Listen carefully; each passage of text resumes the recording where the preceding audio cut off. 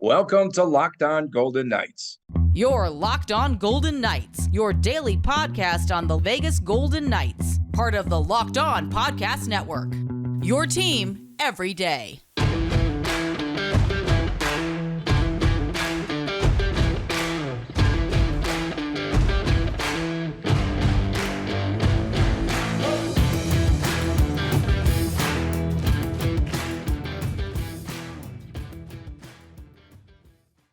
The Winnipeg Jets visit the Fortress tonight, coming off of a win in Colorado in overtime last night. Hi again, everyone. I'm Tony Cardasco along with Chris Golick. You could find us on Twitter at Tony Dasco, at TDChrisG, at Locked On VGK, and make sure you subscribe to our YouTube channel, Locked On VGK. So, Chris, VGK looks for the bounce back tonight after falling on Tuesday in Calgary by a final score of 3-2. The Golden Knights meet a Winnipeg Jets team that blew a 3-1 lead last night in Denver, but then they came back to beat the Avalanche in overtime 4-3. The Jets have won 2 of their first 3 games, and the Jets have been playing without their coach, Rick Bowness. He's still out via COVID protocols, and so he missed the road trip here. He will miss tonight's game again, did not make the road trip, named the head coach over the summer. And Scott Arniel is the head coach for Bowness. Arniel is a coach that was with Columbus, I guess, back about a decade ago. And so Winnipeg scored the winning goal, the game winner last night, just 31 seconds into OT. Okay, Jared Bednar had Nate McKinnon, Mikko Rantanen, and Cale Makar on the ice versus, who wins this battle? Versus Adam Lowry, Mason Appleton, and Neil Pionk. So Appleton checks McKinnon, seals him off, comes up with the puck. He dishes it ahead for the 2-on-1, and then Pionk with that slap shot, and he ends it. So this is a pretty interesting team that VGK will be facing tonight. But again, the Golden Knights get the benefit of a team coming off of a back-to-back. Yeah, that's the first thing I was thinking about, and obviously we had that against Chicago last week for the home opener, and it didn't bode too well for the VGK. I mean, yes, they won the game 1-0. Let's not get upset about that, but the VGK failed to come out early in that one, and you know when you're going against a team off a back-to-back, the first part of the game, the other team is usually still full of energy.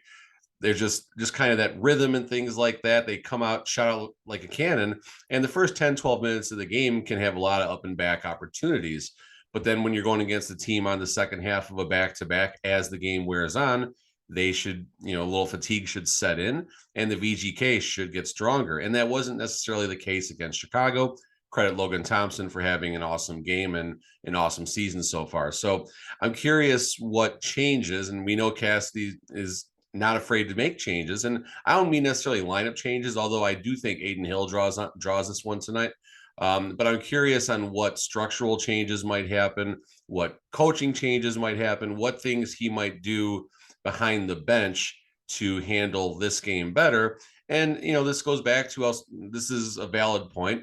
The last time VGK was at home was the gold carpet ceremony and all the hoopla that goes into the first home game of the season. So I am on the side of Tony in the sense that could have played in a little bit and slowed down the VGK that one. But tonight, this is a normal game. This is a normal routine. It's kind of trappy, though, Tony. This game is kind of trappy. We come off a big game in Calgary. Unfortunately, it didn't go our way. Saturday, we got Colorado. And then Monday is Toronto. Is that correct? Is Monday the game where Kessel's going to break the record? So this is the game that kind of maybe slips through the cracks. And this is where Bruce Cassidy's coaching ability will be on display. And he needs to get him going from the word go. I'm curious how the day of game skate goes over at City National this morning, because the team didn't practice yesterday. I believe we talked about that. Right. So I'm curious what kind of tempo they have. I'm curious if Cassidy's even out there this morning. A lot of times the assistants run the day of game skate. So I just wonder how that's going to go, and if the team will be ready to answer the bell the first 10 minutes of the game when Winnipeg just attacks and attacks. We don't know who will be between the pipes tonight for the Winnipeg Jets. David Rittich was acquired over the offseason from Toronto, from those aforementioned Maple Leafs. Could we see, but Connor Hellebuck is a goalie that is so durable, and they might go back to back with him. I mean, because he played very well last night in that win in overtime against the Avs. In the Dallas game, however, he gave up, I saw a 60-foot goal in that game, which wasn't good. But the last time Hellebuck had faced VGK, remember that shutout, the 42 save game here back in May, I believe, and in March, he had a 35 save game against the VGK. So we don't know. The odds probably would favor Rittich, but Connor Hellebuck, he has faced, I saw this stat, okay? Hellebuck has faced the most shots from 2019 through 2022, 5,285 shots. And in second was Vasilevsky with 4,704. That's a lot of shots. And this guy just keeps going and going. He's the Energizer Bunny.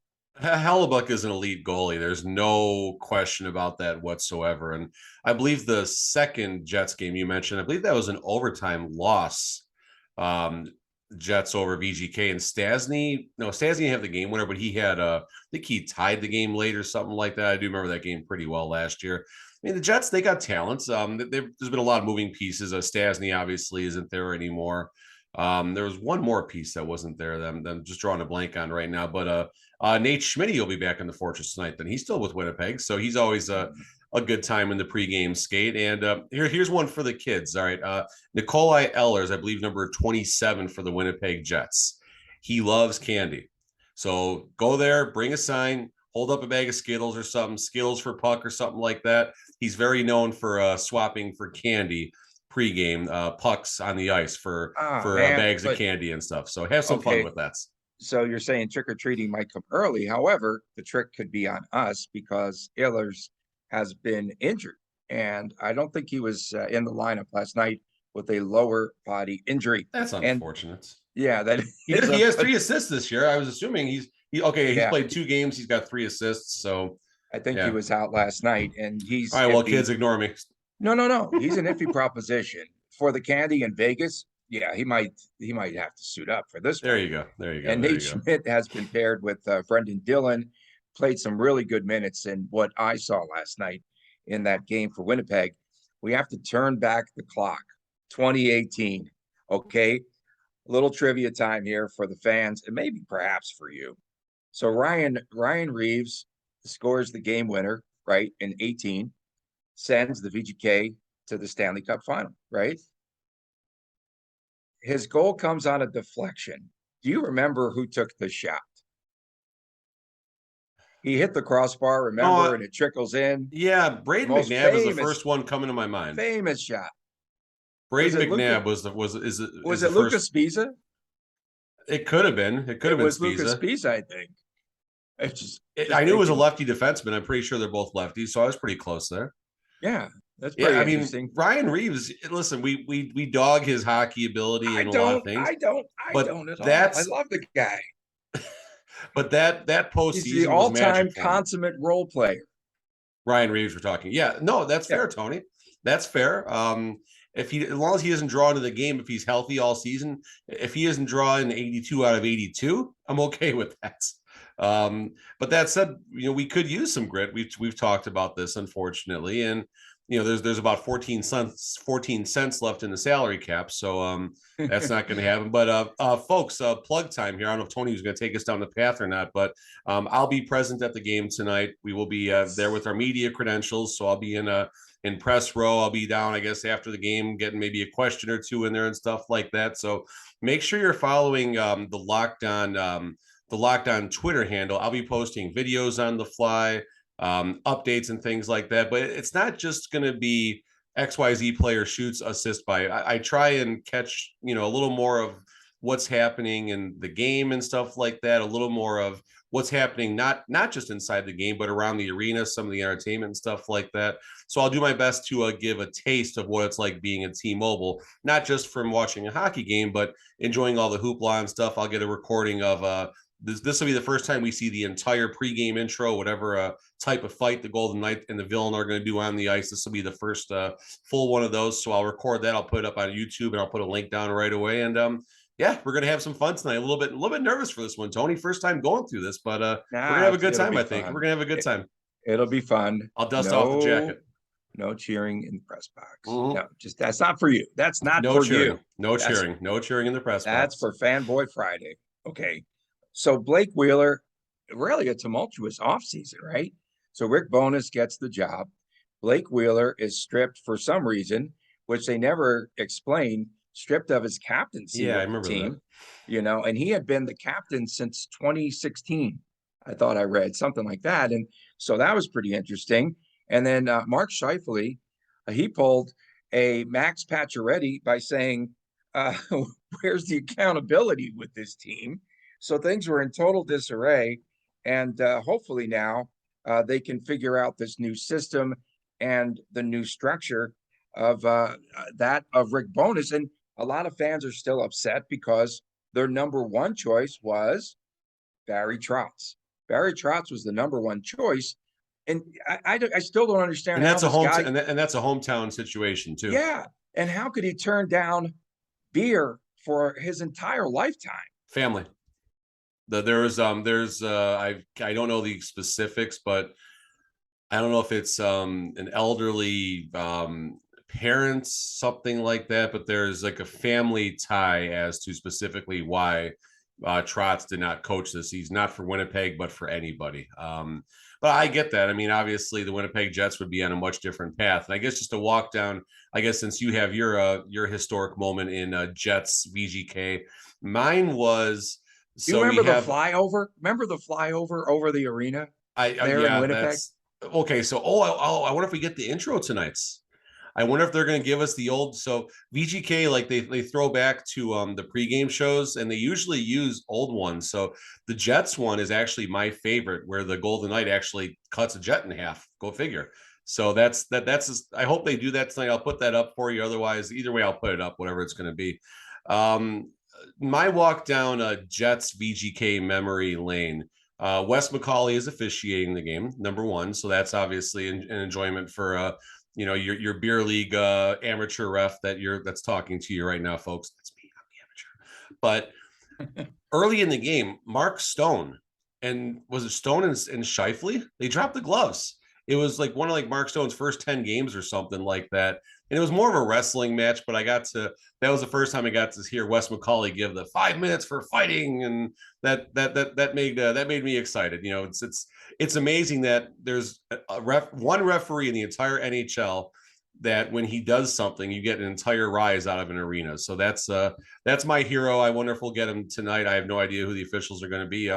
My buddy Josh told me, and I forgot the gentleman's name, unfortunately. I wish I would have got this, but we had a local AHL or a local Las Vegas official make his professional debut last night, actually in Henderson. And I'll try and get that name, but he was working the lines, I know, and just exciting for Vegas that we got people like that moving up through the ranks.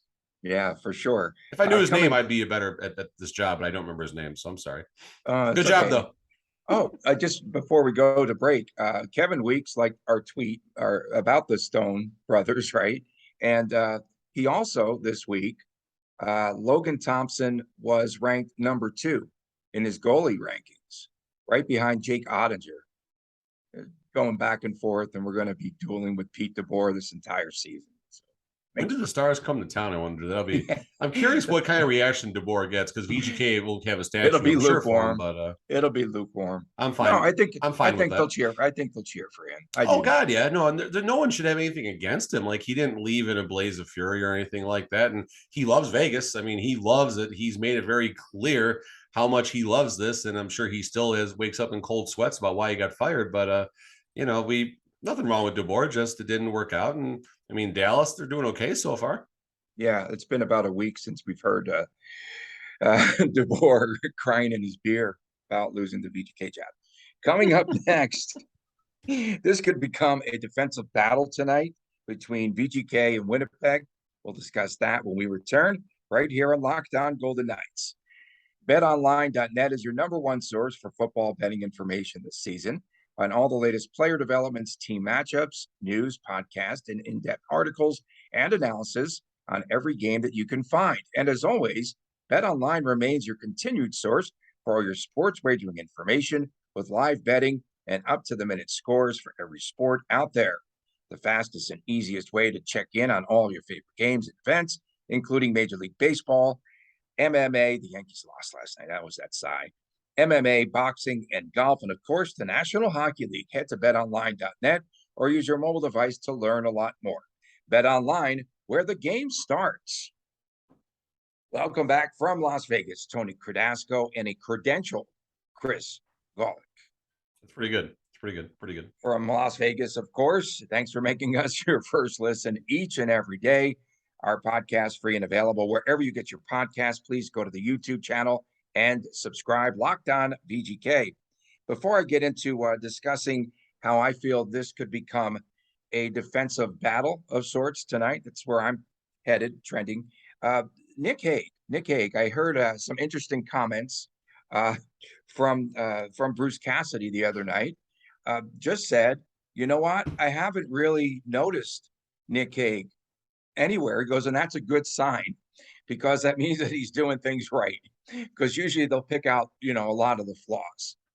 Yeah, I mean, this is so weird. I just went to the Henderson Silver Knights website. They still show Logan Thompson. I don't get this. An omen of things to come. All right. So segment 3 preview. I mean, out of sight, out of mind is interesting. So this is I'm not going to name a name, but a former colleague of mine mentioned he was moving back east or something like that. And I immediately responded to his Facebook post. I said, hey, good luck to you. You're one of the best that I worked with.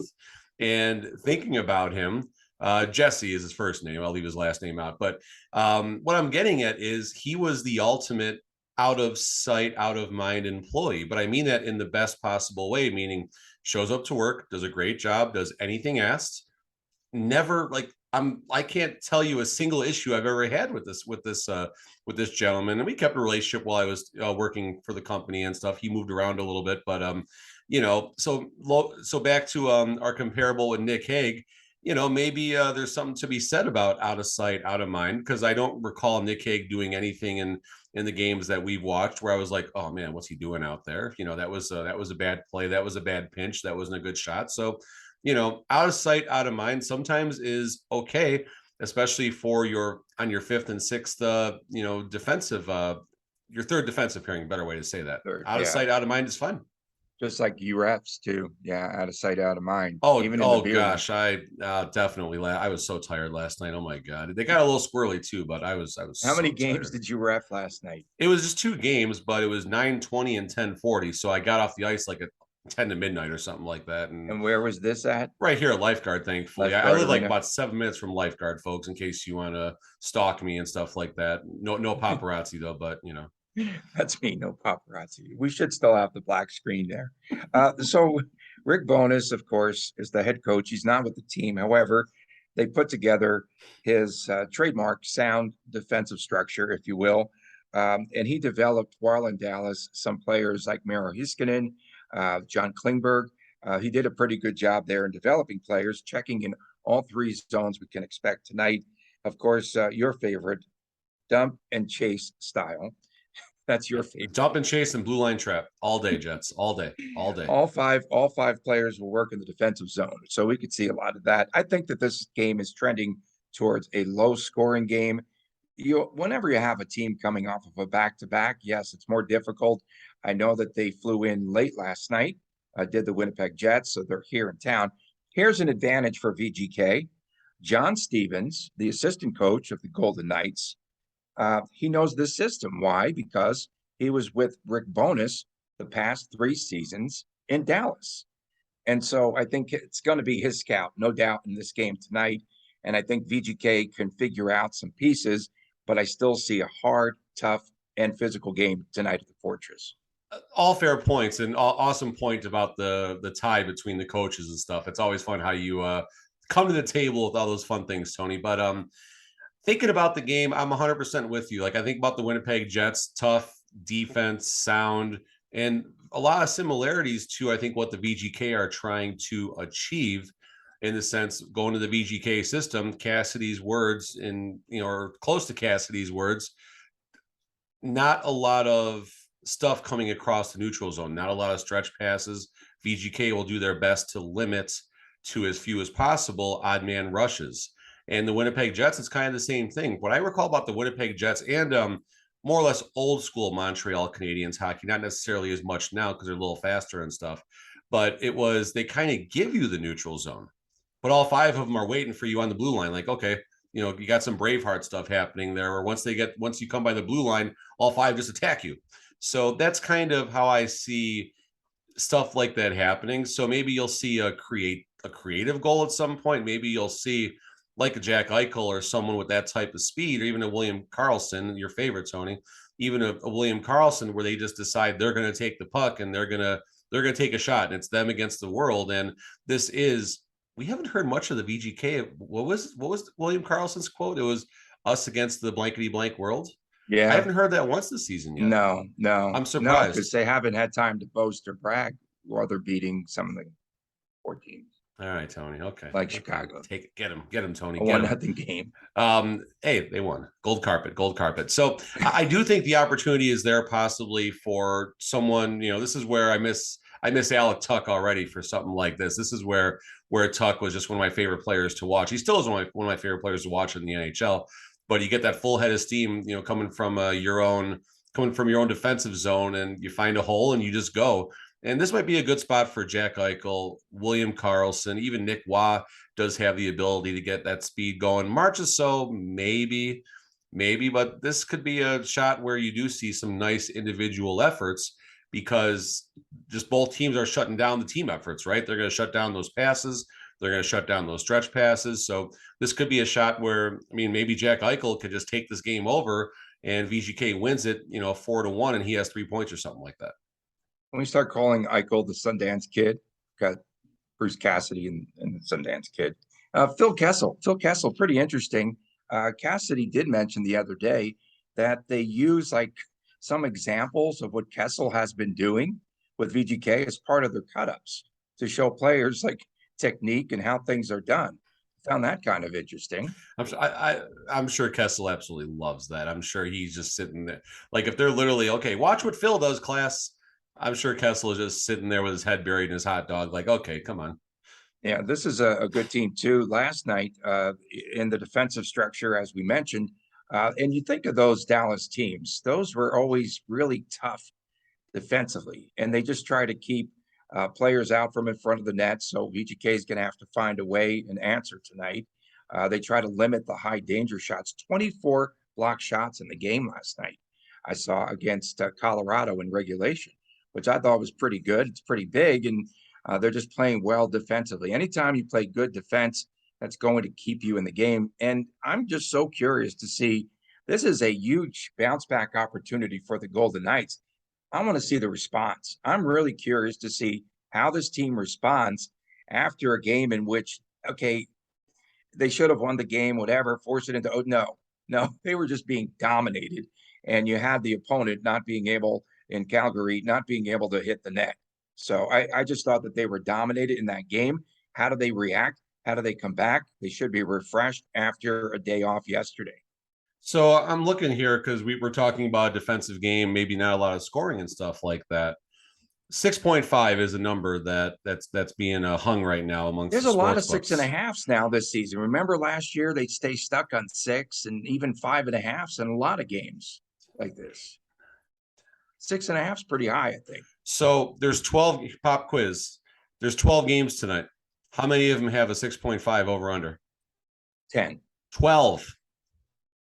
Every single game. Is this tonight. The NBA? What do they do to the puck? They're juiced. No, MLB, they juiced it, Tony. They juiced it.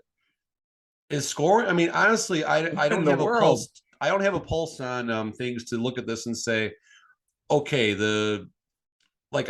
I pay attention to what's happening, but I mean, let's just go through some scores here really fast. I mean, while we're previewing that, this all counts here. So let's look at the scores from So you have a 7-goal game, all the scores yesterday are 4-3. So when they put these numbers out there, folks, there's a good reason why they do it. Going back to Tuesdays, you got a 3-2, a 4-2, a 7-5, 4-3, 3-2. So you would have split if all the overruns were 6.5 there. You got your Rangers beat the Ducks 6-4. Then you got a 6-goal game, an 8-goal game, a 5. I mean, it's valid, I guess. I'm not gonna pick a side as far as an over-under goes on this one, because I could see both ways happening, Tony. I could see a very good defensive structure happening for a while. And then with the Jets just coming off that back-to-back, I could see the structure going out the window. And possibly, you could have a 1-0 game like the Kings game. You got a low-scoring game in the first 2 periods, and then the third period, it all kind of breaks loose. And that might happen in this game. I could see the wheels coming apart in the third period a little bit for the Jets, which could cause a change of plans for both sides.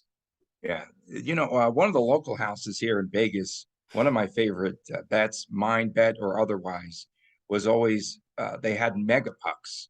Have you seen that, where they put up a total of all the games? The grand salami. The grand salami. The grand salami. That's another terminology. Yeah, I'm going back. Okay, sorry, man. I was going back in the day. Yeah, with mega pucks, the grand salami. And so a total number would be on 12 games tonight. What? 80.5, Tony. I just looked it up. It's 80.5. It's one and is they're VGK the last game where they're juicing the under minus 110. Oh, they're listening to the show. Yeah, the odds are changing right now. It's 109. It's 109, 108 now. It's 80.5. The under is, or no, I'm sorry, they're favoring the over, Tony. The over is minus 120. The under is minus 110. So they're actually making you give up some juice if you want to take the over on this. Well, it should be what did that be? 84? 80 if it's like 7 goals average per game. So it's a lot. It's crazy. It's the number, if you're just going off the true number, 6.5 times 12 is 78. So they're juicing you twice, Tony. They're juicing you on the juice by making you pay 10 cents more, and then they want 2.5 the more Carlson goals. Empty netter puts it over tonight. I might have to make. I'm doing this bet right now. I'm taking the over, Tony. That's it. Right. I'm doing it right now. Bet responsibly, folks. This is how we roll for sure. Coming up next, log into place bet thumbnail. Up next, what's up with the Henderson Silver Knights, and do they have a grand salami in the AHL? 1-on-1 bets place 24 to win 44. Got it. When we return right here on Locked On Golden Knights. Thanks for making us Locked On VGK your first listen today and every day. Now make your second listen game to game NHL. Every moment, every top performance, every result, every time Chris Golick puts his phone on. And tonight from T-Mobile Arena, Locked On Game to Game. We'll cover each and every game from across the NHL with local analysis from Chris and all of our other compadres. Local analysis, and it's only something that Locked On can deliver. Follow Game to Game on Locked On NHL, available on the Odyssey app, on YouTube, and wherever you get your podcasts. Welcome back, Tony Cardasco and Chris Golick. And don't forget, tomorrow, line them up, folks, your WTF What the Fridays. And I already have compiled a few. Okay, so I'm ready to roll tomorrow, and we'll have to put out the tweet and get some of the responses. And again, your responses have just been terrific. And we just love that segment. And also we'll be previewing the Colorado Avalanche game. So Chris, Henderson Silver Knights, last night another L. I had a question because I know that you're a season ticket holder for the Henderson Silver Knights. I saw Brendan Brisson on the third line a couple of nights ago. What is going on with Brendan Brisson? Yeah, that's fair. And me and I'm assuming it was Ken from Sinbin, we had a little up and back while we were at the game on Friday. The home opener, a lot of fun, by the way, but I didn't understand it. He was not on power play 1. I mean, Brisson, folks, Brisson. There's no W in there, Brisson. I always screw that one up. But for some reason, like, we were high on him. I was high on him on possibly cracking the VGK roster and making an instant impression with this team this year, especially with all the losses that we had. And he had an okay preseason. Like, he did make some appearances, I believe, with the VGK, if I'm not mistaken. Yeah, he hasn't been, I guess, Nick Hague, he hasn't been that noticeable out there through the first few games. On the power plays, they are trying to get that play across to him, but I really haven't seen it done with a whole lot of success yet. And listen, he's a kid who just fresh out of college, so we're not going to take dump on him or anything like that. But he's not noticeable right now. He has not been noticeable right now, and that's why he's in the AHL also, folks. That's what the AHL is there for. It's there for him to develop, and I think he'll be a fine NHL talent, but it just might take a little longer, unfortunately. Yeah, it's pretty interesting. How much of the structure from the NHL Golden Knights are you seeing on the ice with the Silver Knights? I was thinking about that, and I would actually love to get to either a Silver Knights practice with the media credentials now, or a game, obviously, and simply ask Coach Vivros about that. What changes occur in his world? Like, what's the we've hinted on this before in the summer and stuff like that. I am curious how much Cassidy and Vivros do discuss the structures and how much Henderson tries to emulate it, or does Henderson do their own thing based on what their talents are? And the first immediate thing that I see is that the Silver Knights on the power play, they still, more times than not, someone will take the puck up and drop it back to the defenseman or the winger with a full head of steam, and then they make their entry. Whereas the VGK is still, all five players are coming at you, and they're trying to make more of a timing play across the red line to get a good blue line entry. So that's one early, only a few, 4 or 5 games in for both teams, respectfully, but it's a difference. And I wonder how many more differences there are. The AHL is a lot different too, because you don't know necessarily what you're playing against as far as what their structure is. There's a little more of the backyard, pond hockey atmosphere type going too at times. You had to reference pond hockey. Boy, this matchup tonight, David Rittich against Adin Hill. Assuming Adin Hill, we're assuming. You have to. We'll see. You have to. Again, we're starting. Adin Hill's not playing against Colorado, I don't think. No, we're starting to figure out this schedule, if you will, that Bruce Cassidy is assembling. And you had an answer yesterday about IR and LTIR. Oh yeah, we talked a little bit. So right after the show, I was just kind of going on Cap Friendly, and I'm about 80% sure on this, folks. So again, if someone has a better angle here, let me know. So what the Jeopardy question and answer here. The question is, what's going to end up happening when Brossoit is ready, which it seems like LB is going to be ready. Brossoit,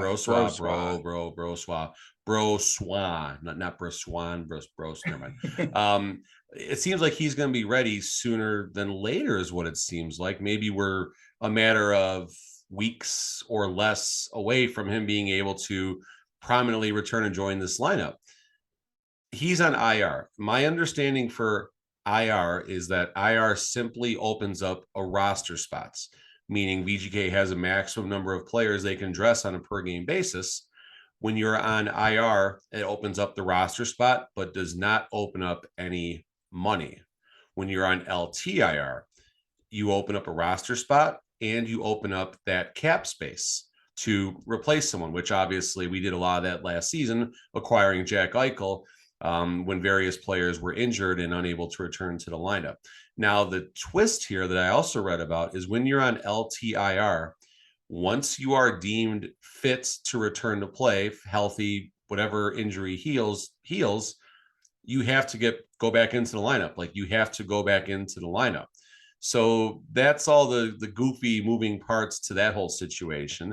And this also begs to ask, if they didn't sign Adin Hill, that's $2 million, and maybe ran with Patera or something like that to start the season. What else could they have possibly done with the roster? And would this Nick Hague saga have lasted? And I don't think it was a saga. I really do feel comfortable that there was a time when it said, okay, this thing's going to stretch out until Monday, October the 9th or 8th or 7th, whatever that day was.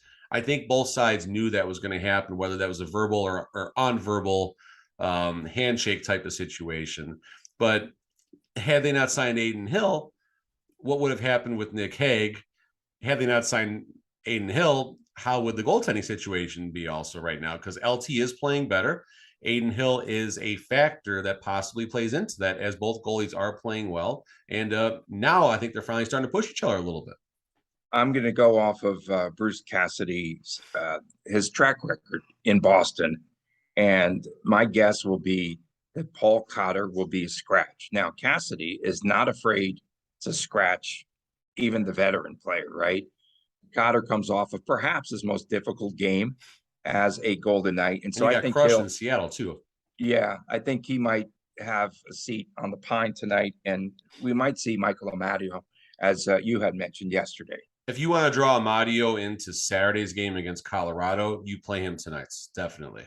And nothing against Cotter. I think he's played great, but there is going to be a learning curve that Cotter is going to have to experience. And when things are going well, he's going to be in the lineup. And if things slip a little bit, he's going to be next to me in the press box, but he'll get to watch and learn. And it's an important part of the process. And I think Cotter can handle that. And I think he'll learn more from it. And again, maybe there's not going to be a change. Maybe he will still stay in the lineup tonight. So who knows?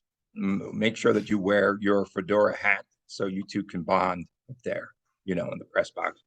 Keys in tonight's game, I would say number one, clear the zone. That was excruciating. That was just difficult to watch. That was bad hockey the other night. Score goals is number two, and then play physical would be number three. Do they have physicality? Stay out of the box should have been number one, Tony. That's that you missed on that one. Stay out of the box should have been number one, and then 2, 3, and 4. Okay. Do you have a prediction for tonight's game? I got a 1-1 game going to the third. I think we're going to hear about Cassidy addressing the locker room twice between the intermissions, and I think the third period they come out shot like a cannon and 4-1 VGK. Okay, so you still have the under there. I'm going to go with a 3-2 Golden Knights grind it out sort of a game. So I think that it's going to be a really tough game and just hard fought. And I like the way the Winnipeg structure kind of dictates that, I think, as well. And VGK's got to get to the net somehow. They're going to try to keep them away from whoever the goalie might be. Coming up at tomorrow's show, What the Friday, of course, Chris's adventures there in the press box tonight, and much, much more coming your way. And we thank you all for making Locked On VGK your first listen today. And now make sure that your second listen is Game to Game NHL. Every moment, every top performance, every result, every crisp Golic. Locked On Game to Game, covering every game from across the NHL with local analysis that only Locked On can give you. So again, we'll be back tomorrow. We appreciate everyone tuning in. Again, thanks for making us your first listen, and please subscribe to our YouTube channel. For my man, Chris Golick, I'm Tony Cardasco. So long from Las Vegas. We'll see you tomorrow right here on Locked On Golden Knights.